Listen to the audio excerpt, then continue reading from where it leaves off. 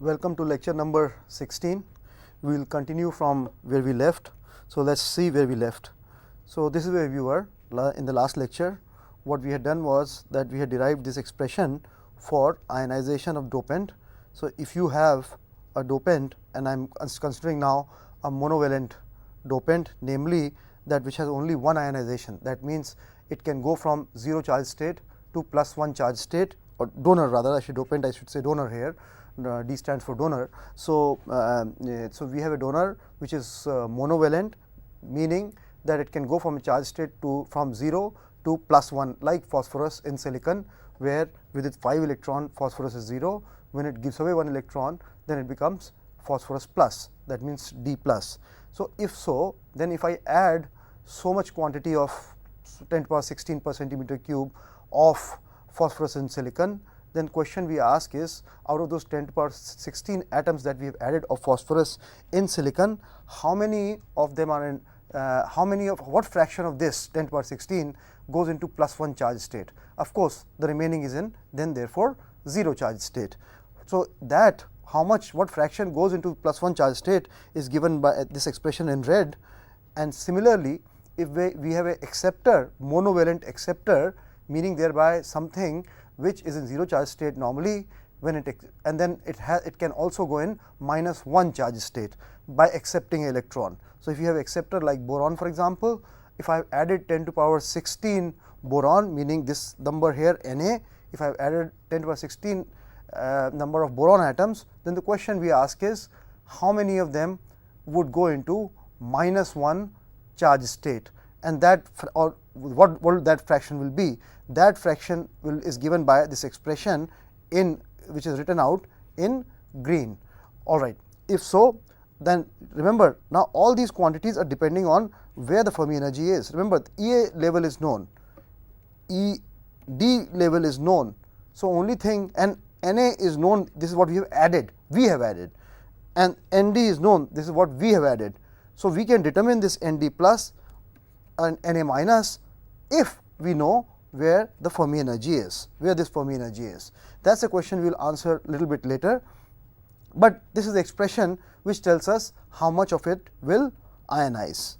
At this point of time, maybe let us move on now to our lecture now.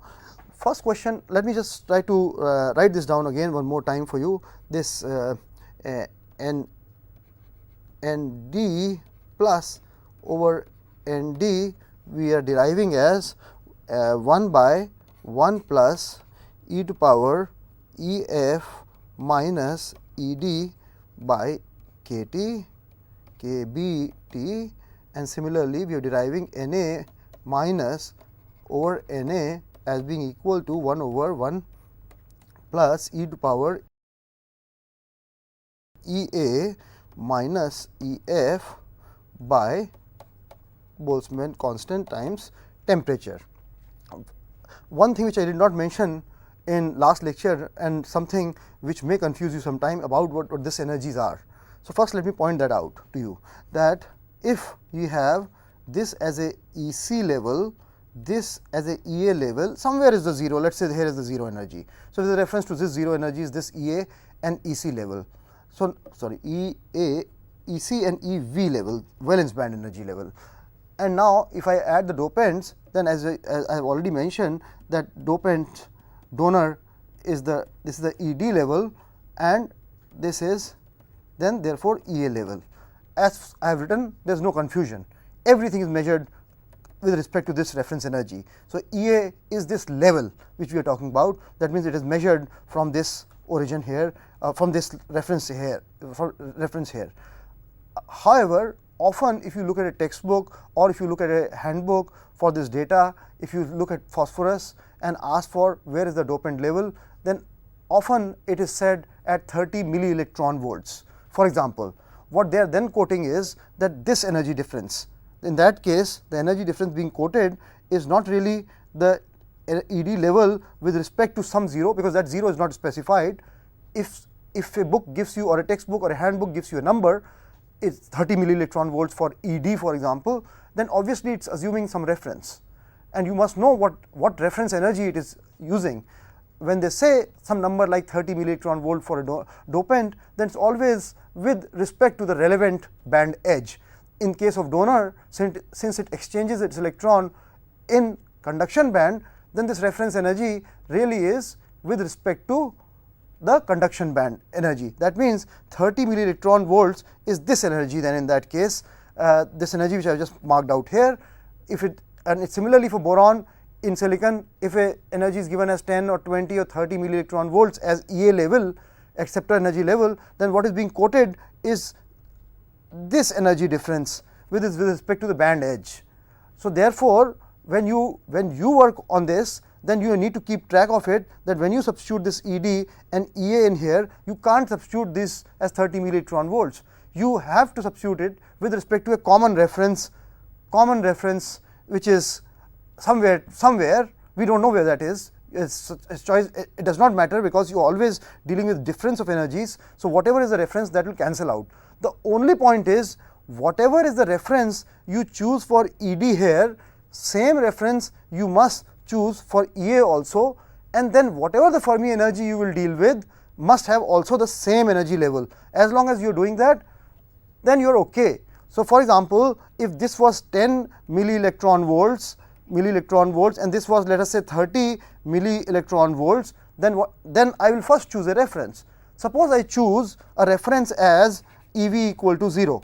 Suppose I choose my reference energy to be right here itself, EV to be 0. In that case, I will choose EA, then I will say is equal to 10 milli-electron volts is what I will choose. And somebody asks me what is ED, then in that case ED will be, if this whole thing is EG, if this whole thing is band gap EG, for example in silicon 1.12, then I will write it as I will write ED as EG minus 30 milli-electron volts. Of course, EG also has to be taken in appropriate units, or 30 has to be converted into electron volts also. You have to make sure that units are same, but you get the idea that ED in that case is not 30 milli-electron volts, but band gap minus 30 milli-electron volts. And when you then use Fermi energy, or you calculate Fermi energy, then that of course will also be calculated with respect to whatever comes out, number comes out, that always has to be then in that case measured from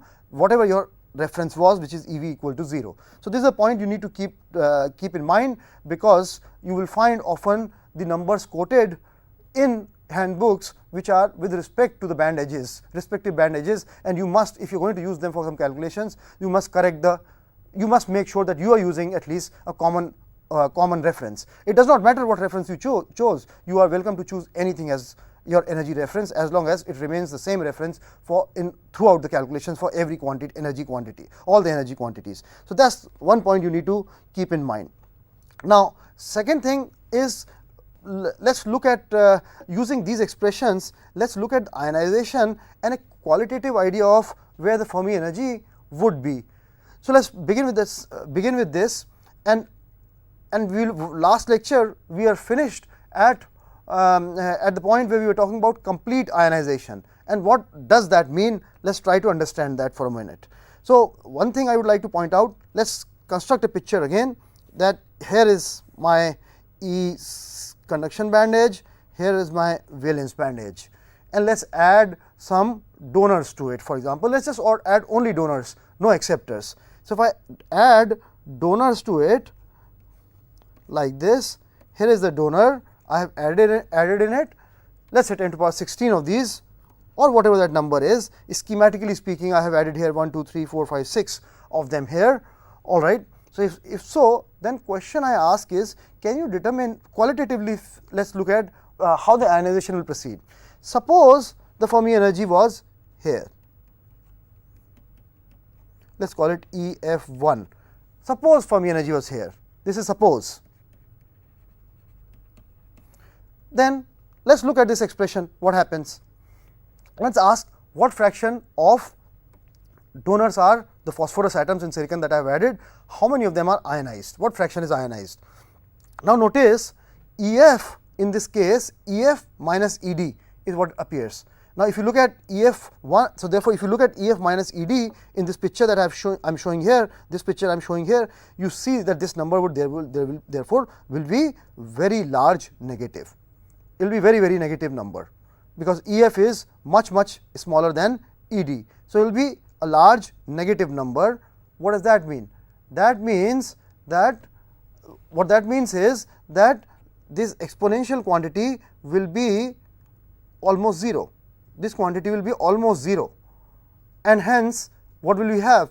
This end ratio of ND implies ND plus by ND is almost nearly equal to 1. That is what this implies. That means all donors will be ionizing. That you can clearly see that if I have, that means I will be left with only plus P plus or donor plus atoms here. At this level, I will show P plus. The electrons, the fifth electron which was with it is gone, it is ionized. Why did this happen? You must also understand this Fermi energy represents average energy approximately, not exactly precisely, but it represents approximately average energy of the entire electron system. If so, you can see that since Fermi energy is much smaller than ED, therefore, why should electrons continue to sit at ED level? We can lower the energy by going to EF level. So, since EF, roughly speaking something like that, therefore, they will rather live at EF level if that represents the average energy. So, therefore, it is logical to think that all phosphorus atoms would be ionized, and as long as ED minus EF is substantial, let us say more than 3 kT, in that case what we will have is that all the phosphorus atoms will be completely ionized. Now, suppose Fermi energy is right here. This is, if you suppose Fermi energy is moved right here, I am writing it EF2, write it a little bit more cleanly here. So, it is Fermi energy is moved here, just where the ED level is. If you move up to ED level, then what happens? In that case, let us look at this expression again. Look at this expression, then in there EF is equal to ED. That means ND plus by ND, this fraction is exactly half. This fraction is half. So, if Fermi energy reaches the donor level, then what that means is half of the phosphorus atoms in silicon would have given their electrons away, whereas half of them would have given its electrons, half of them will be not ionized. That means half of these would be carrying their electrons with it. ED level was right there. Let us go back again to one more thing, EF level. Just see it in this context. Since when EF was very low, then where does the fifth electron go? We think that this fifth electron goes to the conduction band, but then you can ask that why, what do you mean by that? Well, remember this average energy of electron system, this EF which is supposed to represent, is supposed to represent all the free electrons, all the electrons. So, electrons in the valence band and also the electrons in the and the electrons in the conduction band, it is supposed to represent that.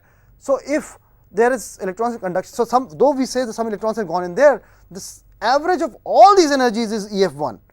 So, it is okay that electrons, in case EF is lower than ED, that they go into conduction band, because then their effect is being taken care of in the average energy calculation. So, you can think like this. Now, similarly, of course, if Fermi energy continues to move upwards, if Fermi energy was still higher, then in that case this ionization would be, what will happen then? In that case, EF will be much greater than ED when it so happens. In that case, this number can become very large, and then what we will have is ND plus by ND would then start going towards 0. In that case, no atom will be of phosphorus in silicon, no donor atom would be ionized. That means all of them will be neutral, the fifth electron will be tied up to the dopant itself. So, that is the picture you can look at how by moving Fermi energy the ionization occurs. Exactly same argument applies for for acceptors also. What I mean is, here are acceptor levels, this is EC, this is EV, and this is EA. If so, then you can clearly see if Fermi energy was high up here, then what will happen? EF1. If energy was higher up here, then what will happen? Without looking at the mathematical expression, qualitatively you can see that if Fermi energy was higher, that is the average energy of the electrons, and EA level is lower, then might as well these electrons, why would they not occupy? They would then occupy, lower energy state would be that they occupy the acceptor level. So, in that case, if electrons are going to be found, if Fermi energy is here, then we should be able to find electrons over on EA site. So, therefore, that means acceptor are ionized. So, these acceptors are boron, that means they are not, they are in boron minus state, they have accepted the electrons, and that you can now see from this mathematical expression also. If EF is much greater than EA, then this difference is a large negative number, and hence this is approximately 0, and then Na minus by Na is, in that case, Na minus is equal to Na, that means complete ionization. All the boron atoms are completely ionized. You can proceed with the same argument. When Fermi energy is exactly at EA, then half the boron atoms would be ionized and half will be neutral. And similarly, if you go further down in Fermi energy below EA level, in that case, then no boron atom will be ionized, they all will be neutral in that case. So, that is the big picture which you can look at. Second aspect, before I move on, I will talk about compensation.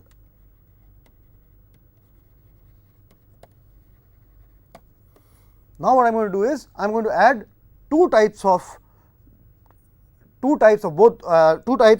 dopants in a semiconductor, EC, EV, back to the same picture. And now, let me add this time both acceptors and donors simultaneously, and I am showing fewer of acceptor levels and more of donor levels. Similarly, I could draw something like this. More of acceptors and fewer of donors. So, what would happen in this case? In this case, what will happen? Suppose number of donors I have added is ND, that is the number of donors I have added per centimeter cube, and Na is number of acceptors that I have added per centimeter cube. So, I ask the question that let us say temperature is 0 K. So, temperature is let us say 0 K. What is the picture at 0 K? Now, notice what I am going to do is, here is the phosphorus atom with its electron, fifth electron. Here is phosphorus atom with its fifth electron. Okay. Now, what happens to rest? So, let me draw the ion first. Even at 0 K, the fifth electron, you see at least 4 of those in this schematic picture could have gone down here. System can lower its energy by sending the electrons, 4 electrons down here, which I could have put here, here, here, and here. So, even at 0 K, the ground state would be that I would have 2 atoms of phosphorus in this schematic. In this schematic, 2 atoms of let's use a different color. So, here is the electron, my electron here, electrons are right here. So, here are the 4 electrons. So, 4 of them have ionized. 4 of these electrons has gone down to boron site. That way, system can lower its energy. Total energy of electron system can be lower even at 0 K. So, if I now raise the temperature, how many electrons can go to the conduction band? Only these 2. Only these 2 can go to conduction band when I raise the temperature. If so, therefore, what do you expect the number of electrons to be even at 0? First of all, how many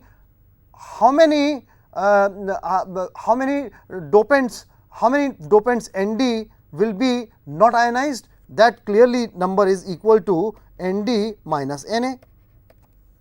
That means even at 0, then that means if I add this number is 10 to the power 16 and this number is 10 to the power 15 is what I added. 10 to the power 15 boron in silicon and 10 to the power 16 phosphorus in silicon, then 10 to the power minus 16 minus 10 to the power 15, sorry, 10 to the power 16 minus 10 to the power 15 is the only number of donor atoms which can participate. Rest are already compensated, and hence such semiconductors are called compensated semiconductors. That means this is the only Nd minus Na is the concentration N which I can expect, which in this case is 2. This is the N I can expect here when I raise the temperature. That's the only amount I can get.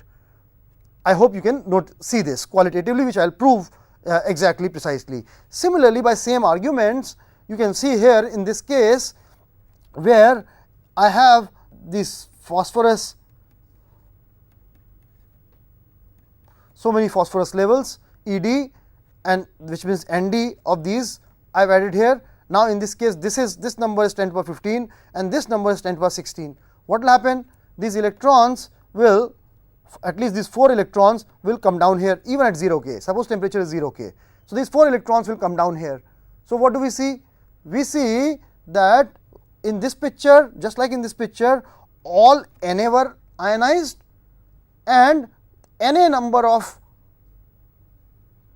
donor, same number of donors were also ionized at 0 K. Nd minus Na therefore were not ionized. These are at 0 K. When I raise the temperature, it is only these which can give their electrons to conduction band. Therefore, same argument here. In this case, these electrons would have come down here even at 0 K. So therefore, now since Nd is smaller than Na, in this case all Nd atoms will be ionized. Whatever is the number of Nd, that many number of acceptors will also be ionized, boron minus. So the ones which are not ionized are therefore Na minus Nd. This is the number which is not ionized right here. These are the ones which are not ionized, they have not taken the electron, they have not accepted the electron. So boron is still in 0 charge state. When they accept the electron, only then they will go to -1 charge state. That means when I raise the temperature, the ones which will accept their electrons and create hole will be equal to only this. So this is the number which can then create the holes when I raise the temperature. So these are the few things, which qualitatively you can understand. Now having given an explanation, let us look at that then. Let us look at what happens. Let us look at this compensation idea mathematically also. So what is our picture? Our picture is something like this. I know my N is equal to Nc times e to power Ef minus Ec by Kt. Similarly, I know my P is equal to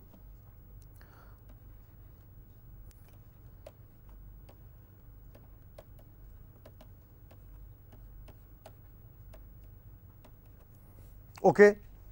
Now my question is determine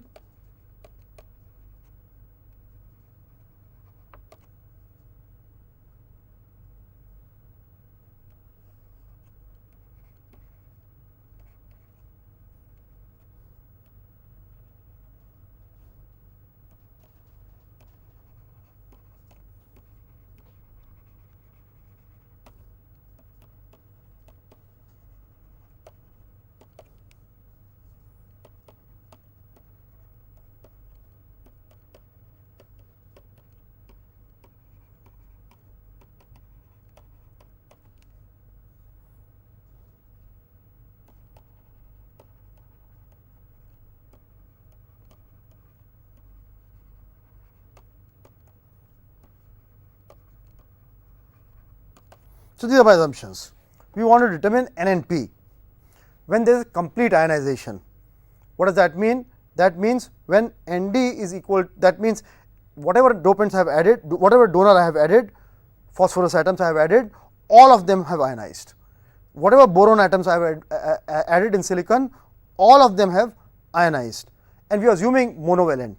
We are assuming monovalent implies that Nd is equal to Nd plus Nd in zero charge state. Similarly, we mean by monovalent dopants as Na is equal to Na minus plus Na in zero charge state. There are only two charge state possible, 0 and -1 charge state. That is what is implied by monovalent dopant. It gives only one transition, and from one charge state to another charge state, only exactly one transition is what it does. If so, then I am interested in knowing what NNP is. That NNP of course is given by these expressions which we have just written here. These are general expressions. So, only thing why we need to know is where is the Fermi energy. If we knew where the Fermi energy is, then we can solve this problem just like in intrinsic case. In intrinsic case, what did we do? In intrinsic case, what we did was that we wrote down the definition of intrinsic condition, that n is equal to p. When we wrote n is equal to p, that expression then gave us where the Fermi energy is. We calculated EI, that is the Fermi energy level. Something similar we will have to do here. We will have to define now what additional, we need one more additional condition. Alright, so let us write down that additional condition. That additional condition, if you look at in intrinsic semiconductor, n equal to p, was very natural for us to write. That exactly represented charge neutrality condition. That means that you see, when an electron is created by thermal means in intrinsic semiconductor, correspondingly I must have a positive charge also. If I didn't, then charge neutrality would not be maintained. So, to maintain in a semiconductor pure silicon, then I therefore demanded that n should be equal to p. That we wrote in a logical way, but if you think about it, that really represents charge neutrality. In this semiconductor also, where we have doped, the charge neutrality should be maintained. That means in silicon, the boron I add, those boron atoms are not charged, they come with 3 electrons. So, that means they are in zero charge state. That is what I have added. In silicon, I have added phosphorus, they come with 5 electrons, they are not charged, they are neutral. That is what I have added in here. But when they go in there, some of them, depending on where the Fermi energy is, some of them will get ionized and some will not be ionized. When they ionize, they have a charge. If they have a charge, but the net total charge must still be 0. That is what the requirement on this semiconductor will be. So, let us write down this charge neutrality condition.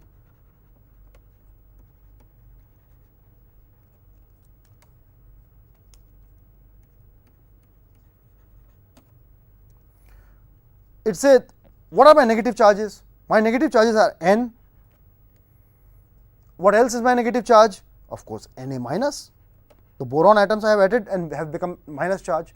Some may be in zero charge state, but since I am assuming complete ionization in this case, of course, therefore, I will assume immediately I will assume that same thing, all of them are ionized just after this, but this is general expression.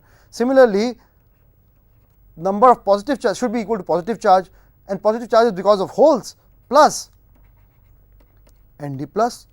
This is my charge neutrality condition. Now, let us look at the consequence of this assumption.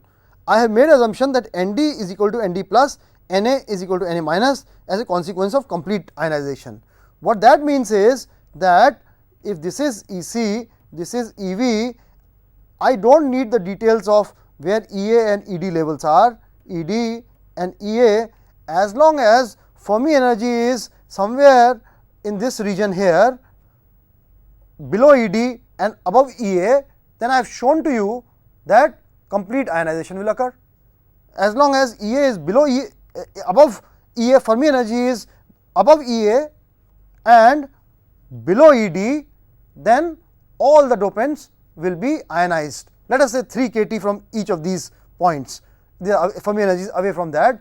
In that case, that all the dopants will be ionized. So, since I have assumed that there is a complete ionization, I am assuming that Fermi energy is going to, whatever Fermi energy we calculate, is going to come out in between this region. And if it is going to come out in this region, then clearly then these expressions are also for N and P are also valid in this region. In this region, as you know, 3 kT away from Ec and Ev, these expressions were valid, and hence these expressions would still be valid if Fermi energy is even 3 kT away from Ed and Ea levels. So, therefore, in that case complete ionization will also occur, and these expressions will be valid, which I am about to use therefore. So, first thing I will write in this special case, while this is a general case, and in the special case therefore, I will write in this special case n as equal to n plus Na equal to P plus Nd. So, I will write it down like this, because Na minus was equal to Na and Nd plus was equal to Nd. Now, let us solve for a case if Nd is greater than Na, let us assume. You could assume Na is greater than Nd, that will find, we will find what the result it gives us. So, let us continue on this next page. So, n plus Na is equal to P plus Nd, all right, and we are assuming Nd is greater than Na. You do the exercise when Na is greater than Nd, just like I am proceeding here. If so, then I have another expression. Remember, since n is equal to e to nc times e to power E f minus E c by k t, and P is equal to n v times e to power E v minus E f by k b t, and remember product N p we have shown is equal to N I square. That we have, that also we know, that must always be true. So, I am going to write this expression as n plus Na equal to Ni square by n plus Nd. You see, now since Ni square I know, since I already know what Ni square is, it is a material property. Recall, Ni square is equal to Nc Nv e to power minus Eg, which is band gap, by k b t. That is what we had calculated. So, therefore, I know what Ni is. Since I know the band gap, whatever temperature you are talking about, this is a constant, this is a material. Once a material is specified, these are density of states of that material. These are numbers which are known, and the expressions for that was also given. If you know the effective mass, then you know Nc and Nv. All right. So, if that is the case, then since I know Ni, therefore, I can substitute in here. Now, you see, is this expression only in n, and I can easily calculate what the value of n will be in this case. So, that is how simple it is. So, let us do that. So, I am going to write this as n square minus Nd minus Na times n and minus Ni square as equal to 0. So, I have a quadratic equation here. So, what is then equal to n is equal to Nd minus Na plus or minus square root of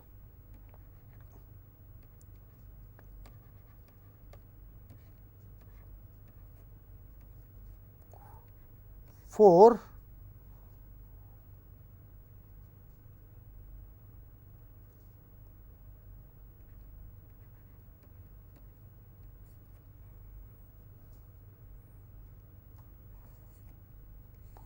divided by 2. So, that is what n is equal to. Clearly, you can see that I must drop this minus sign. I must remove this minus sign from here, because this quantity will be, this quantity in square root will be greater than this quantity, and since n is a positive number, so there is no possibility of having a negative sign. So, I am going to remove that now. So, I am going to remove this sign, and only sign I can carry is plus. So, that is what n is equal to. Once I know n, I can go back and determine what Ef is. I can substitute in here what and of course, P is equal to then Ni square by n. So, you can determine n and P, and of course, you can determine whatever the Fermi energy is from either of these two expressions. That will give you same number, does not matter, that will come out always right, because Ni square is this quantity anyway that has been used. These two expressions has been used there. Okay, let us but proceed further a little bit. When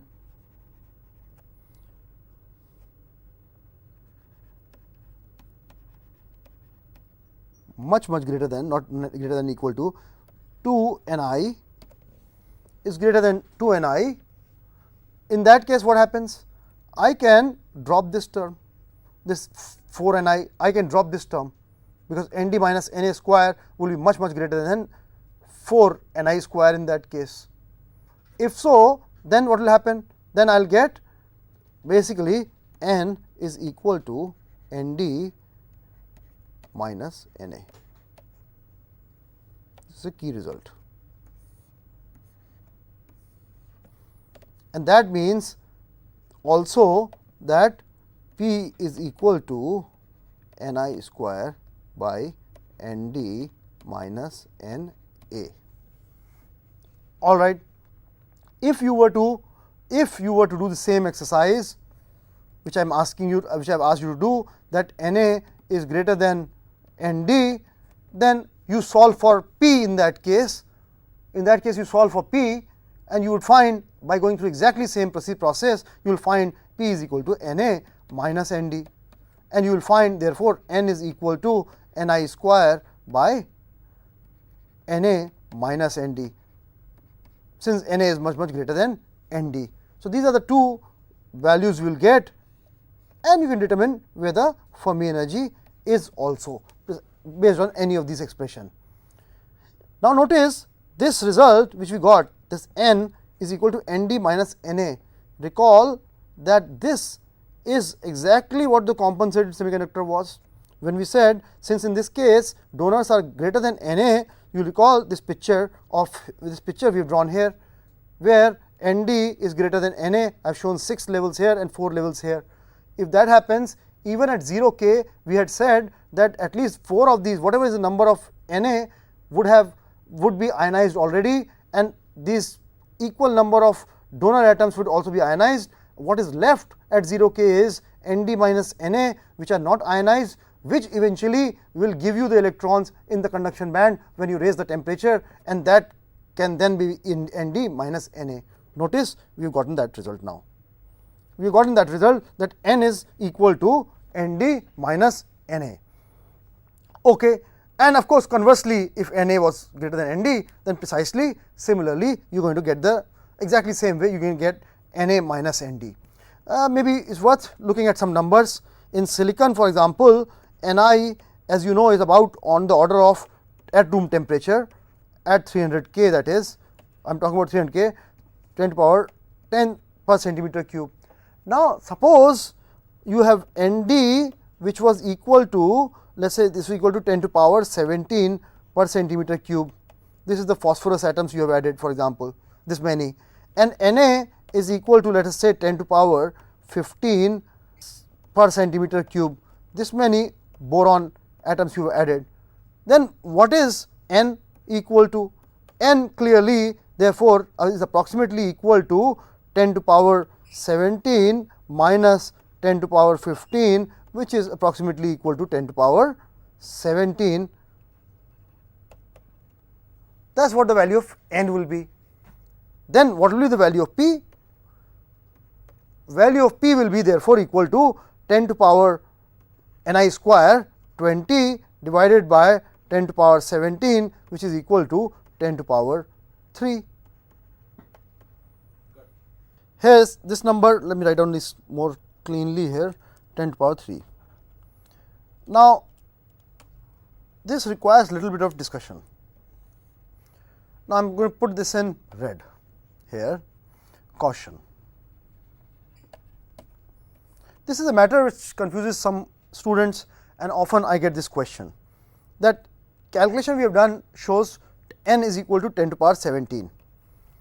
This students often are willing to accept, because they say, you see that I have added 10 to power 17 phosphorus atoms. So, since they can give the electrons to the conduction band, so one can accept the fact that there are 10 to power 17 number electrons in the conduction band. What causes problem is this concentration of holes. Why?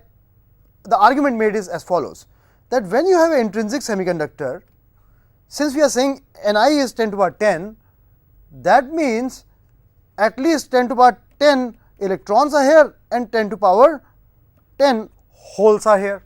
That is what it means, intrinsic electron concentration, that if the semiconductor were intrinsic, it was not doped, in that case I would have gotten 10 to the power 10 electrons here and 10 to the power 10 holes here, this p and this n would have been this number.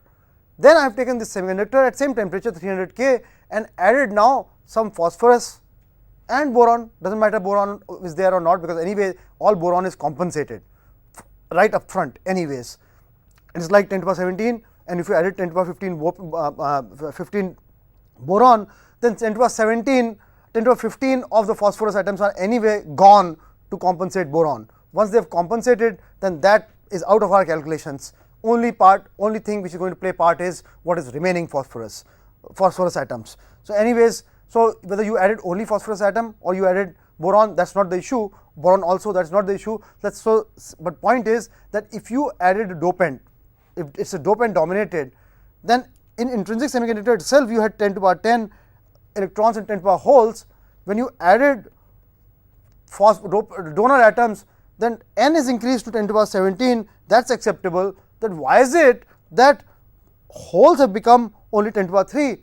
Even in intrinsic case they were 10 to the power 10, why did they become less? At least they should have been 10 to the power 10.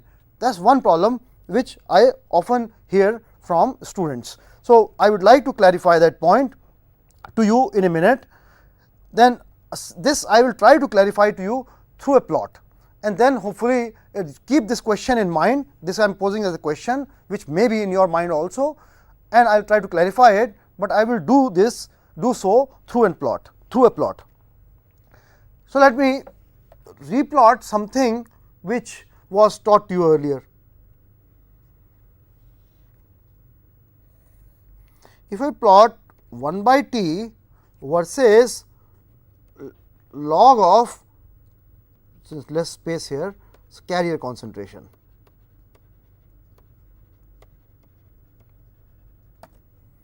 Whether n or p, does not matter, n or p, whichever way is more dominant, is what we are plotting. You will recall the way we had plotted was that here is a semiconductor, silicon or whatever it is. We had said that the intrinsic electron concentration, this Ni varies as Nc, Nv, which has a very weak temperature dependence, 3 to the power 2 type of temperature dependence, e to the power minus Eg band gap by 2 kBt. That is what we had written, and therefore we had said that this slope would be equal to Eg, correspond to Eg by 2 kb. That is what we had said. All right. Now let us say 300 K, this is silicon. If you are looking at 300 K, let us say, then what happens at 300 K? Here is, let us write down a number here somewhere. Let us mark out a number somewhere. Here is 10 to the power 10, let us say, in case of 10 to the power 10, which means I am plotting on log scale, but this is n, this is n equal to this much, Ni, or n carrier concentration is equal to 10 to the power 10 per centimeter cube, and if you plug natural log of it, then it is actually natural log of 10 to the power 10. That is what this number represents here. All right. So if that is the case, then right here, and this temperature is 300 K. This temperature is corresponds to T, corresponds to equal to this. So I am plotting 1 by T of course on this scale, but the temperature here corresponds to at this point 300 K. So this is 10 to the power 10 is Ni in case of silicon, which is what we have used here. But now notice that what happens to my n? My n is equal to Nd minus Na, and it is independent of temperature. It is independent of temperature, it is about 10 to the power 17 in this case, in this example which I have constructed here. So let us plot this n here now also with a separate line on the same graph. So if I do so, then let us say that here is somewhere here is 10 to the power 17, let us say, and number being represented, it is in a log scale. So this is 10 to the power 11, 10 to the power 12, etc., and so on, or maybe I take it even higher here. So here is 10 to the power 17 right here. If so, then let me plot this line here. So this is line is right here. What is this line representing? This line is representing Nd minus Na, about 10 to the power 17 in this case, which when you added in our example which you have taken. Now, what is in this semiconductor carrier concentration as a function of temperature? Clearly, that profile will look something like this.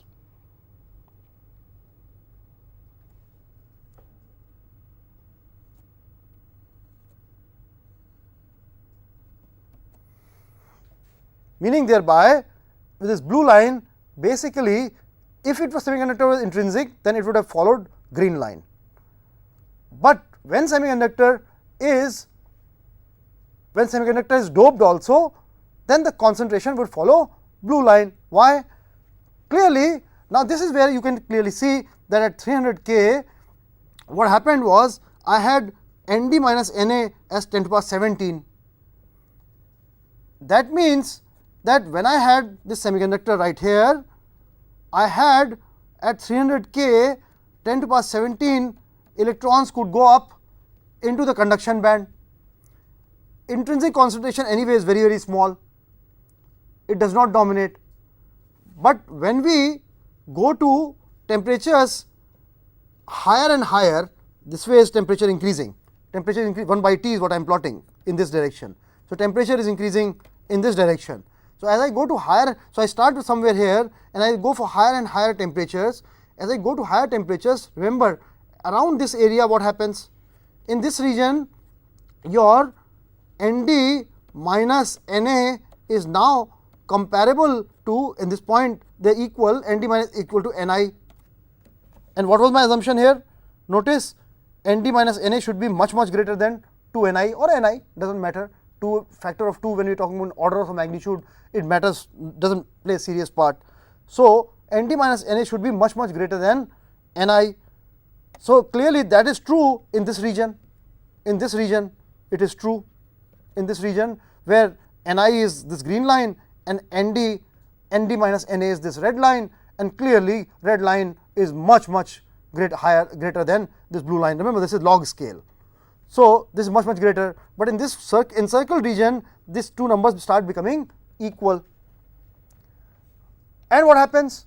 While this number will continue same way, but now since temperature is large enough, the intrinsic carrier concentration itself is very large, and therefore carriers are generated through intrinsic means rather than doped semiconductor. That means a doped semiconductor, if you dope it and you continue to raise the temperature, at some point in time it starts behaving like an intrinsic semiconductor.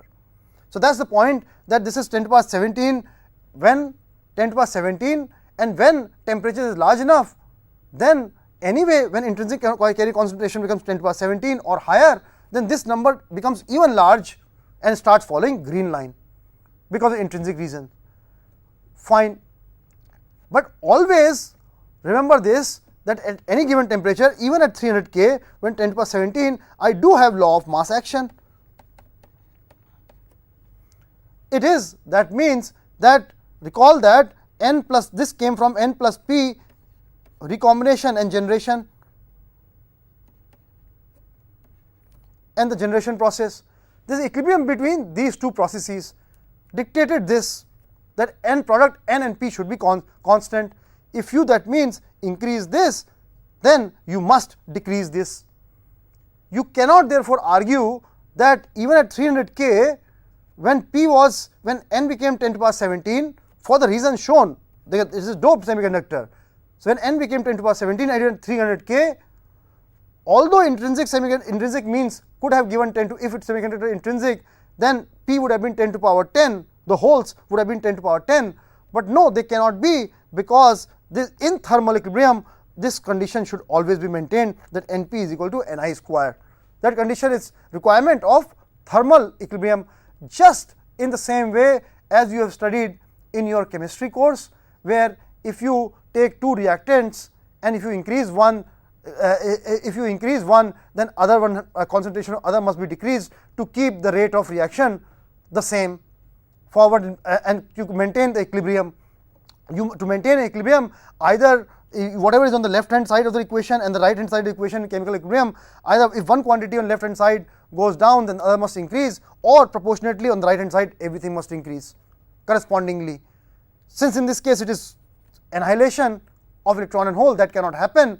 Therefore, only option left is if one increases, other must decrease, and that is the reason requirement of thermal equilibrium that is leading to that thermal equilibrium is leading to that P must become 10 to the power 3. You must never think of concentration in valence band as being equal to this 10 to the power 3 plus 10 to the power 10, because that is coming from Ni means. This is a common mistake students make, that they think that Ni is because of this reason,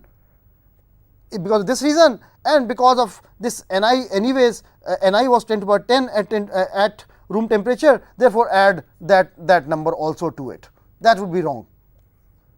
This is the whole concentration in valence band, because you are required to maintain this particular equilibrium, because this particular equilibrium must be maintained, and hence you must have product Np equal to constant, and hence this must become 10 to the power 3. So, that is the point. Now, this is what is called exhaustion region.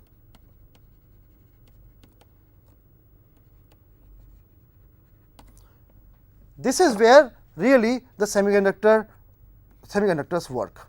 So, this is clearly, or this is, or maybe I can go further, maybe erase this and draw it a little nicely now.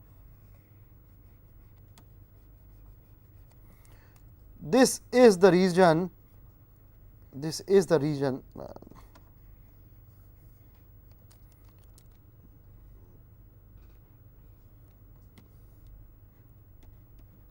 this is the exhaustion region for a semiconductor. A semiconductor would normally be used in electronics in this region.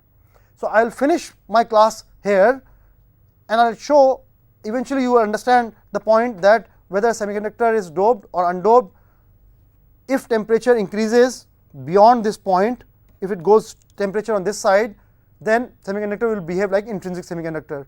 You also know devices are made when you have an N junction and a PA junction, you make a N and P junction, but in temperature ranges on this side, since semiconductor starts behaving like intrinsic semiconductor, so it does not matter that is N type or P type, dopants play no role. So, if you try to make a junction and you heat it up too much, you go to high temperatures, then N characteristic and P characteristics are lost, and therefore junction is lost. All you have is a semiconductor, intrinsic semiconductor, and hence device will stop operating. So, obviously you cannot operate in the intrinsic range. Semiconductors are made N and P type, that you can clearly do only in the exhaustion region. So, I will stop my lecture here. Next lecture I will talk to you about freeze out carrier freeze out characteristics, and that will be my last lecture on this equilibrium carrier concentrations, and in that case I will show you how what happens if you go low. So, I have talked about high temperatures, what will happen from this exhaustion region. If you go to still lower temperature, what will happen, that I will speak about, I will talk about in the next lecture. Thank you.